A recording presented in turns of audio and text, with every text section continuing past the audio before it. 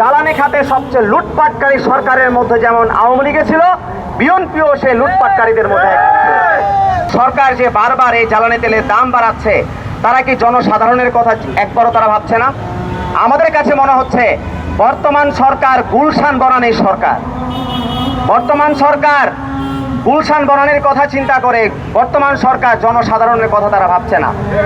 যদি তারা জনসাধারণের কথা একবারের জন্য চিন্তা করতো, তাহলে জ্বালানি তেলের দাম তারা এত দ্রুত সময়ে দুইবার তারা বৃদ্ধি করতো না।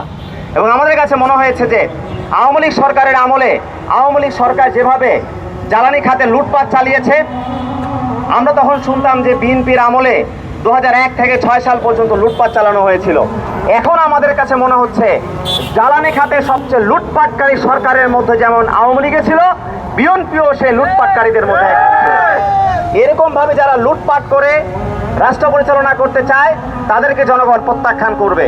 এবং আমরা কখনোই চাই না এই বাংলাদেশের মধ্যে আবারও একটা অভ্যুত্থানের পরে এমন কোনো সরকার রাষ্ট্র ক্ষমতায় থাকুক যারা জনগণের দুর্ভোগের কথা চিন্তা করবে না।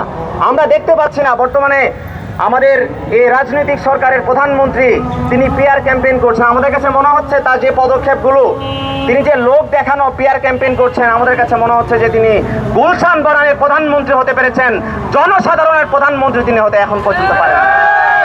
যারা গুলশান বনানীর প্রধানমন্ত্রী হতে চায়, বাংলাদেশের সাধারণ মানুষ তাদেরকে আর কখনো গ্রহণ করবে না। প্রিয় উপস্থিতি, সারা বাংলাদেশের মধ্যে এখন একটা হাহাকার লেগে আছে।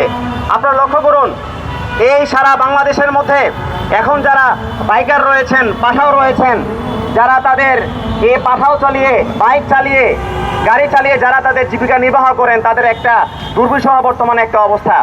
এখন প্রশ্ন, এই সরকার যে তাদের স্বেচ্ছাচারিতা প্রয়োগ করছে, জনদুর্ভোগের কথা সরকার একবারও ভাবছে না, এর জবাবদিহিতা আসলে কে নেবে? তারেক রহমানের জবাবদিহিতা বাংলাদেশের মধ্যে কোন ব্যক্তি নিশ্চিত করবে?